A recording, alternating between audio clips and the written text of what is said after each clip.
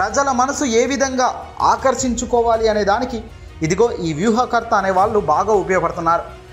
ఇక్కడ అక్కడ కాదు, ఏకంగా దేశవ్యాప్త రాజకీయాల్లోనైనా రాష్ట్ర వ్యాప్త రాజకీయాల్లోనైనా వీళ్ళు చక్రం తిప్పే స్థాయికి ఎదుగుతున్నారు రోజు.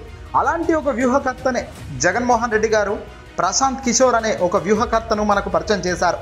ఆయన సలహాలు సూచనలు తీసుకొని ముందుకు వెళ్ళారు.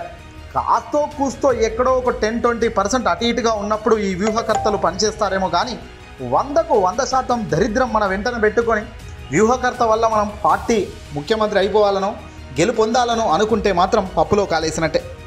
ఇప్పుడు చెప్పబోయే కథ చూస్తే నిజంగా ఇది ఖచ్చితంగా మీకు రిఫ్లెక్ట్ అవుతుంది. తెలుగుదేశం పార్టీ ఎన్నికల వ్యూహకర్తగా రాబిన్ శర్మ తెర ముందుకు వచ్చారు.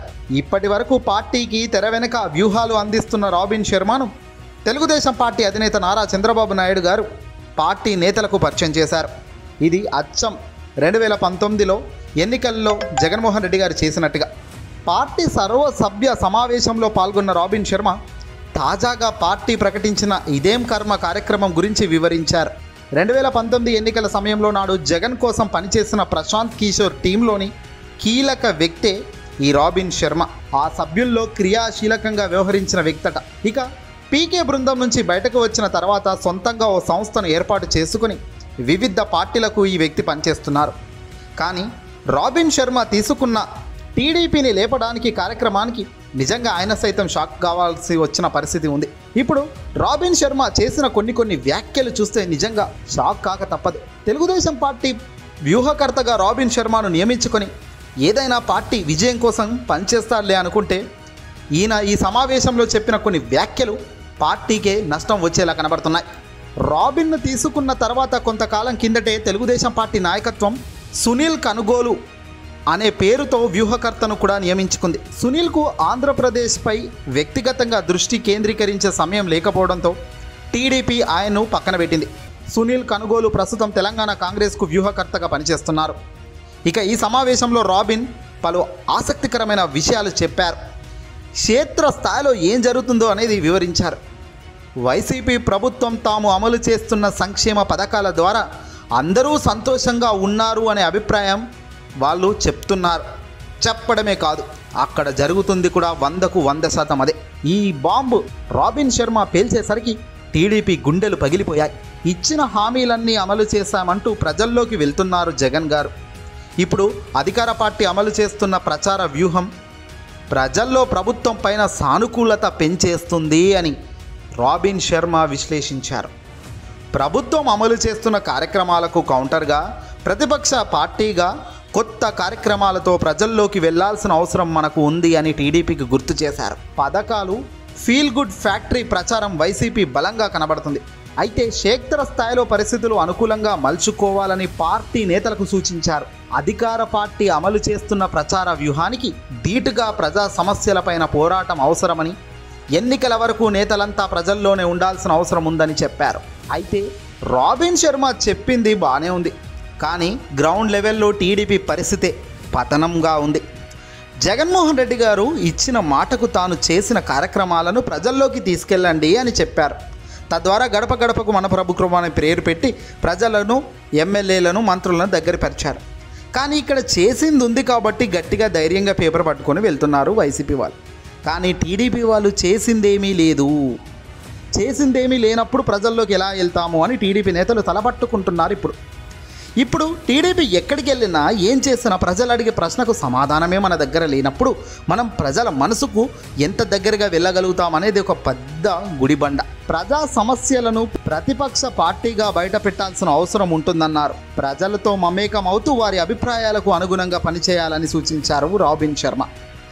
రాబిన్ శర్మ చెబుతుంటే చెవులు నిక్కరించి వినాలనిపిస్తున్నప్పటికీ గ్రౌండ్ లెవెల్లో మన పతనం అయ్యే స్థాయికి ఉన్నామయ్యా, మన పరిస్థితే బాగాలేనప్పుడు మనం ఇవన్నీ చేయలేము కదా అని తలలు పట్టుకుంటున్నారు నేతలంతా. టీడీపీ ఎన్నికలకు సిద్ధంగా లేదనే అభిప్రాయంతో వైసీపీ ఉందని, ఇప్పటికిప్పుడు ప్రజలు ఎన్నికలు జరిగితే ఎన్నికల్లో గెలిచి చూపిస్తామని ఇదే సమయంలో చంద్రబాబు స్పష్టం చేశారు. కానీ చంద్రబాబు చెప్పేది ఒకటి, నోరు జారి మాట్లాడేది మరొకటి. కర్నూలు పోయి చివరి ఎన్నికలు అని కొంపకు కొల్లేరు అంటించుకున్నట్టు అయింది. అలాంటి చిల్లర మాటలు, అజ్ఞాని మాటలు ఇప్పుడు మాట్లాడితే గనక పార్టీ దరిద్రపు రేఖ పూర్తిగా దిగువ జారిపోయే అవకాశం ఉందని కూడా రాబిన్ హెచ్చరించారు.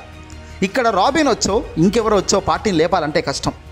కాస్తో కూస్తో మైలేజ్ మనం సంపాదించుకున్న తర్వాత ఇలాంటి వ్యక్తులు ఉపయోగపడవచ్చుగేమో, కానీ ఎలాంటి దరిద్రమైన పరిస్థితి దాకా తీసుకెళ్ళి ఇప్పుడు లేపండి రాబిన్ గారు, లేకపోతే ఎవరో వచ్చి లేపాలి అంటే ఎవరి వల్ల కాదు. ఈ విషయం రాబిన్ శర్మ టీం క్లియర్ కట్గా చెప్పేసింది. కావాల్సిన వ్యూహాలు, ప్రచార తీరుపైన పార్టీ సూచనలు అందించింది. కేవలం సూచనలు, సలహాలు ఇవ్వగలుగుతానని, దీనికి తగ్గట్టుగా ప్రజల్లోకి మీరు వెళ్ళగలిగి మీరు నిరూపించుకోగలిగితేనే నా వ్యూహాలు పనిచేస్తాయని కూడా రాబిన్ శర్మ కుండ బద్దలు కొట్టి చెప్పారు. అంటే ఇక్కడ క్లియర్గా అర్థమైంది ఒకటి, చేతులెత్తేశారు టీడీపీ వ్యూహకర్త రాబిన్ శర్మ. ఎస్, తెలుగుదేశం పార్టీకి సంబంధించి ఏ వ్యక్తి అయినా సరే పైకి రావాలి అంటే ఆయనకు కాస్తో కూస్తో బలం ఉండాలి. జగన్మోహన్ రెడ్డి గారికి గతంలో పాదయాత్రతో విశేష ఆదరణ పొందారు. ప్రజల్లో జగన్ జగన్ అనే నానుడి వెళ్ళే మాదిరిగా తన కష్టం చేశారు. తన కష్టం అంతా చేసిన తర్వాతే ప్రశాంత్ కిషోర్ని రంగంలోకి దింపారు.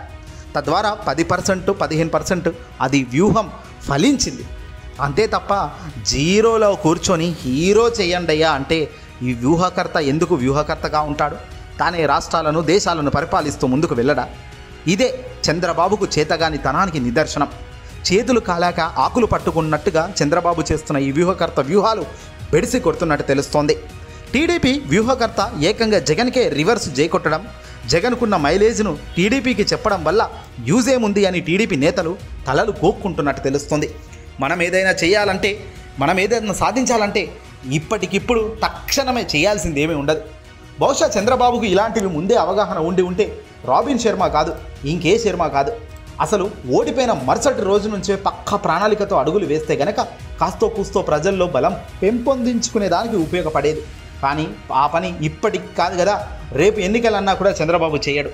ఎంతసేపు చంద్రబాబు టార్గెట్ ఒక్కటే, ఎల్లో మీడియాలో తప్పుడు కథనాలను వేయడం, జగన్ మీద నిజాలను అవాస్తవాలుగా చిత్రీకరించడం.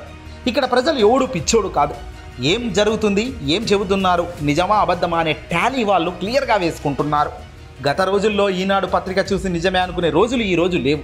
గతంలో మాదిరిగా ఈ టీవీలో ఒక 9:30 గంటలకు చూసే ఒక న్యూస్ను పట్టి అంచనా వేసే స్థాయిలో నేడు ప్రజలు లేరు. స్మార్ట్ ఫోన్ యుగం, ప్రపంచాన్ని నడిపిస్తున్న వేగవంతమైన గూగుల్ ప్రపంచంలో ప్రజలు నిగ్నిగ్నమైపోయారు. వాస్తవ కథనాలు ఏంటి, సమాజంలో జరుగుతుంది ఏంటి అనేది నిష్పక్షపాతంగా వాళ్ళు గమనించగలుగుతున్నారు, అంచనా వేయగలుగుతున్నారు. ఈరోజు ఎలా ఉంది, రేపు ఏం జరగబోతుంది అనే అంచనా సుమారుగా చాలామంది అనాలిసిస్ ఇవ్వగలుగుతున్నారు. ఈ స్థాయిలో ప్రజల మేధస్సు పెరిగినప్పుడు రాజకీయ వ్యూహాల మేధలు ఎందుకు పెరగకూడదు? ఆ విధంగా ఆలోచన చేశారు కాబట్టి ఇప్పటికీ టీడీపీ స్థాయి అలాగే ఉంది. మార్పు రావాలి, మంచి చేయాలి. ప్రజలకు మంచి చేయనప్పుడు మనం ఎంత చెప్పుకున్నా వేస్టే. ఏదేమైనప్పటికీ రాష్ట్ర రాజకీయాల్లో ప్రకంపనలు సృష్టించాలనుకుంటే టీడీపీ ఆశలైతే ఆవిరే అన్నది స్పష్టంగా తెలుస్తుంది.